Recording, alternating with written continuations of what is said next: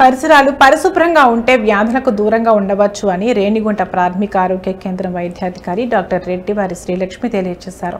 సోమవారం మలేరియా మాసోత్సవాల్లో భాగంగా దొడ్లమిట్ట అరుంధతివాడ గ్రామం నందు అవగాహన ర్యాలీ కార్యక్రమాన్ని నిర్వహించారు. ఈ సందర్భంగా డాక్టర్ శ్రీలక్ష్మి మాట్లాడుతూ వాతావరణంలో మార్పు వచ్చిందని ప్రజలు అప్రమత్తంగా ఉండాలని సూచించారు.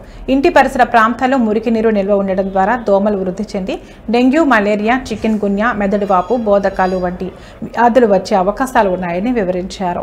ప్రతి ఒక్కరికి వ్యాధుల పట్ల అవగాహన కార్యక్రమం కలిగి ఉండాలన్నారు.